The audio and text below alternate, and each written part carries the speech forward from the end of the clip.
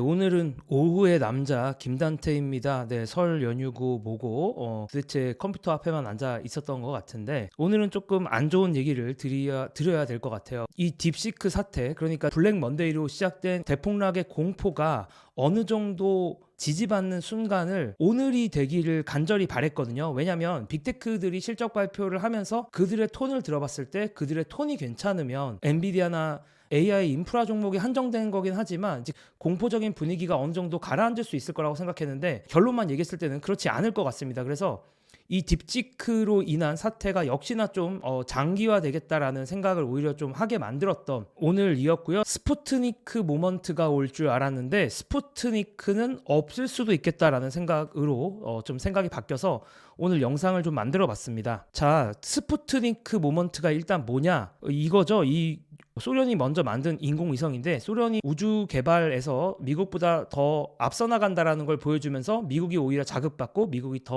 더욱더 뭔가 강하게 치고 나갔던 사건을 말하는데 이거를 이제 우주 산업이 아니라 인공지능으로 바꿔서 생각할 수가 있는 거죠. 중국 딥시크 사건을 보고 자극받은 미국이 스푸트니크 때처럼 인공지능 개발을 더욱더 강하게 밀어붙이는 이제 그런 상황으로 전개가 될 거다라는 게 저의 첫 번째 예측이었는데 한 번의 실적 발표만 보고 제가 결론을 내리기는 이르긴 한데 스푸트니크 모먼트는 없거나 아니면 제가 생각한 것보다는 약할 수 있겠다라는 생각이 들었습니다. 자, 왜 그런지 좀 설명을 해볼게요. 결국에 이 딥시크 사태로 폭락했었던 엔비디아나 AI 인프라 주식들의 운명은 AI 인프라를 살려고 하는 회사들, 이 고객들이 있는데 이 고객들, 결국 다시 말해서 빅테크들, 여기서 빅테크라고 하는 건 뭐 마이크로소프트라든가 메타라든가 테슬라, 이런 회사들이 얼마나 엔비디아 반도체를 구매할 의지가 있느냐가 중요한데 몇 시간 전에 빅테크의 어닝콜이 있었고 이 실적 발표가 있었고 이제 이들이 실적 발표를 하면서 자신들의 생각들을 이야기를 했고 이들의 톤이 상당히 중요했는데 자, 결론만 얘기했을 때는 좀 애매했다라는 겁니다. 물론 이게 뭐 나쁘다는 아니기 때문에 나쁘다는 아닌데 영상을 끝까지 보시면 좀 어떤 뉘앙스인지 알 수 있을 거라고 생각을 해요. 메타부터 한번 얘기를 해보겠습니다. 메타와 마이크로소프트가 엔비디아의 GPU를 가장 많이 사는 회사이기 때문에 이들의 뉘앙스가 상당히 중요해요. 이제 애널리스트들이 딥시크처럼 효율적인 거 나왔는데 캐펙스 줄일 거냐 이렇게 물어봤는데 메타에서는 현재 계획은 변화가 없다라는 얘기를 했습니다. 사실 이제 메타가 2025년 기준으로 캐펙스 지출을 예상보다 높였죠. 이건 뭐 이미 사실 한 일주일 전, 2주일 전에 나온 뉴스죠. 이제 그거는 높인 거는 팩트인데 이제 그 이후에 그러니까 올해 말고 내년 이후에 이 캐펙스 투자에 대한 변화에 대한 생각을 물어본 거겠죠. 이 딥시크만 보고 어떤 결정을 내리기에는 너무 이른 시점이다라는 걸 얘기를 하면서 계속 얘기를 했는데 자, 처음에는 분위기가 좋았어요. 이 캐펙스, 그러니까 이 자본적 지출, 그러니까 반도체 사고 데이터 센터 만드는 걸 말하죠. 캐펙스 및 인프라에 대한 투자를 지속적으로 확대하는 것이 장기적으로 전략적 이점이 될 것이라고 생각합니다. 캐펙스 투자 좋다고 생각합니다. 그런데 갑자기 중간에 이상한 말이 하나 끼었어요. 어떤 말이 꼈냐? 물론 시간이 지나면서 다른 결론에 도달할 수도 있겠지만 이라는 표현이 들어왔습니다. 원래는 이거보다 좀 더 강했거든요. 우리 단기적으로 돈 못 벌지만 AI 너무 중요하니까 계속 투자할 거야. 나를 믿어줘. AI 잘 되고 있어.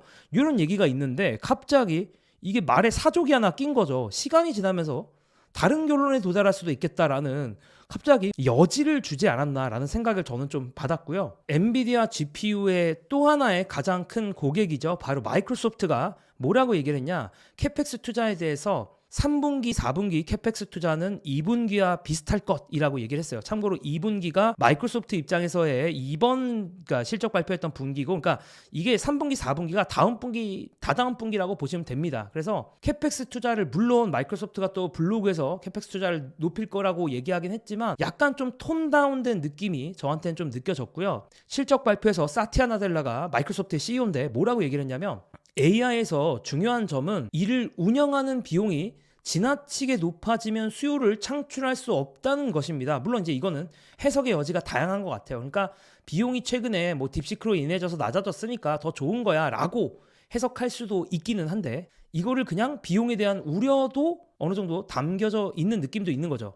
어쨌든 간에 AI 인프라를 효율적으로 이제 하는 거 비용을 낮추기 위해서 노력을 하겠다는 얘기가 이제 뒤에 뒤따르다가 또 갑자기 생뚱맞게 또한 인프라 구축 시 한 번에 너무 많은 자원을 구매하는 것은 바람직하지 않습니다. 요거 약간 미묘한데 어쨌든 마이크로소프트도 비슷한 느낌이에요. 그러니까 나 계속 반도체와 관련된 지출할 거야 라는 얘기보다 한 번에 너무 많은 자원을 구매하는 건 바람직하지 않다.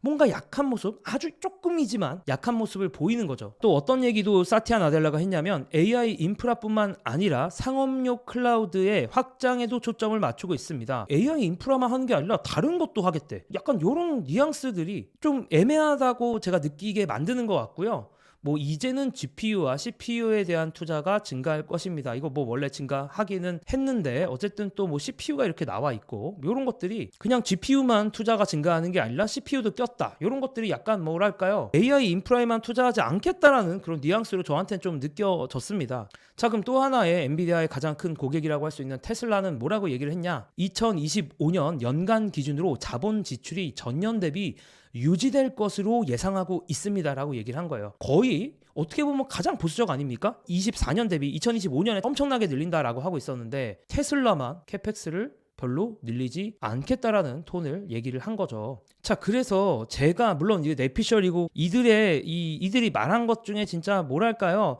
뭐 어떤 관심 있는 여자가 저는 액션 영화 좋아해요 라고 얘기했을 때 이 여자가 나랑 영화를 보자는 건지 말자는 건지 뭔가 이런 생각을 하게 저 혼자 너무 싱크빅을 하고 너무 생각이 많은 거일 수도 있는데 어쨌든 말들의 조각들을 주어서 생각을 좀 해봤을 때는 빅테크 CEO들의 AI 투자에 대한 톤이 좀 저는 바뀌었다라고 느낍니다. 물론 급격하게 바뀐 건 아니에요. 근데 제가 느끼는 톤은 뭐냐면 이건 사실 구글의 창업자가 얘기했던 거긴 한데 파산해도 AI 경쟁에서 뒤처지지 않는 게 중요해. 뭐 이런 식의 톤이었거든요. 몇 시간 전에 실적 발표에서 이 세 개의 빅테크 회사의 톤은 열심히 투자는 할 건데 다른 것도 중요해. 그런 느낌의 톤입니다. 그러니까 원래 100점 만점이라고 했을 때 원래의 빅테크 CEO들의 어떤 투자의 열기는 100 같은 느낌이었는데 지금은 한 85점 정도의 느낌으로 줄어들었다. 물론 이제 이게 절대적인 지표로 봤을 때는 투자에 대한 열기 에너지가 높은 건데 이게 연단위 캐펙스거든요. 연단위 이제 주요한 회사들의 캐펙스 지표인데 자, 이들의 캐펙스 지표가 2025년까지는 그래도 꽤나 의미 있게 올렸고 다들 뭐 예상치보다도 높이는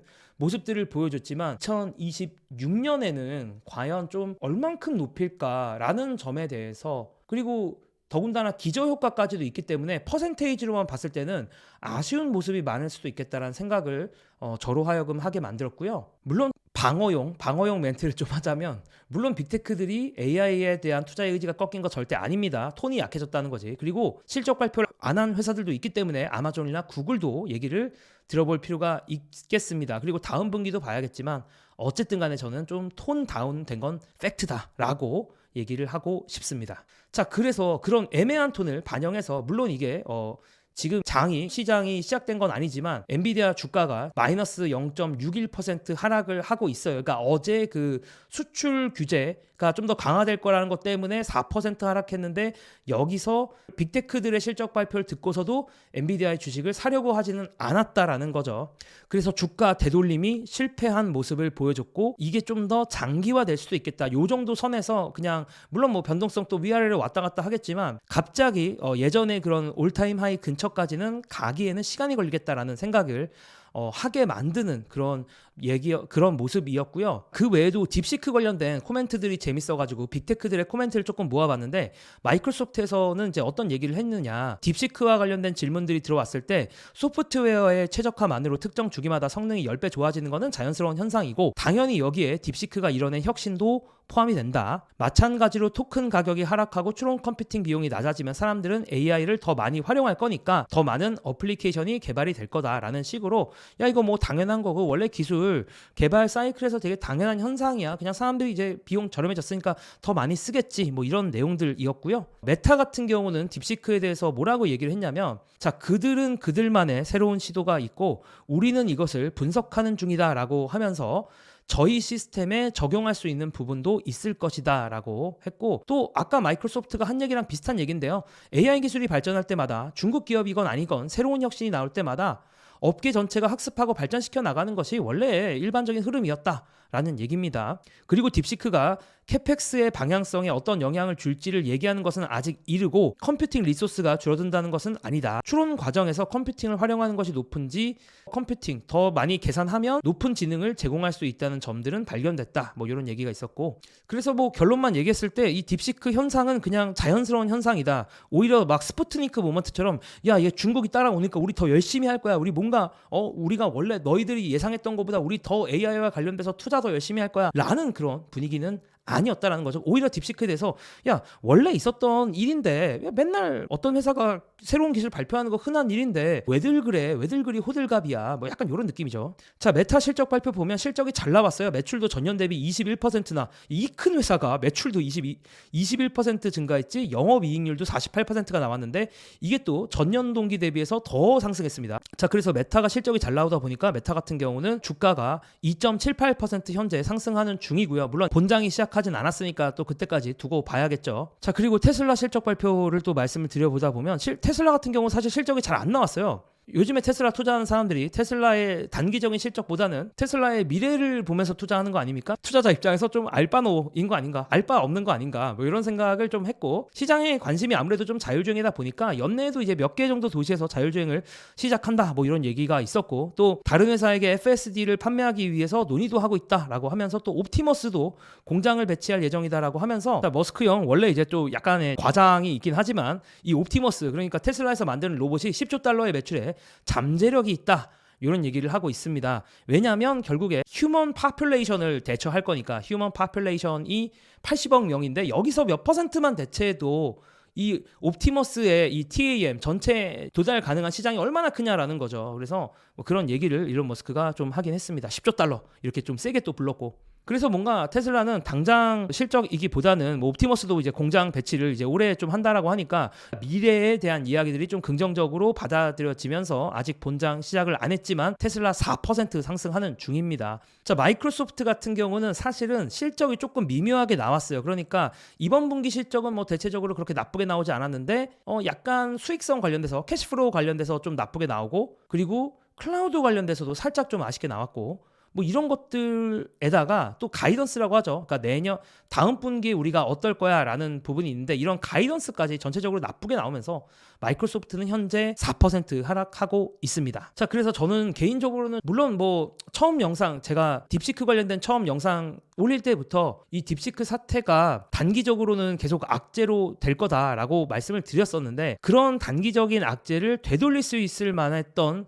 되돌릴만 했던 이벤트인 빅테크의 어닝콜, 빅테크의 실적 발표에서 생각보다 톤이 아주 강하지는 않게 나오면서 전체적으로 이 사태가, 딥시크 사태가 장기화될 수도 있겠다. 특히 AI 인프라 주식 관련해서는 좀 장기화될 만한 여지가 보였다라는 말씀을 드리면서 저는 또 다음 주식 뉴스 테크 뉴스로 돌아오도록 하겠습니다. 감사합니다.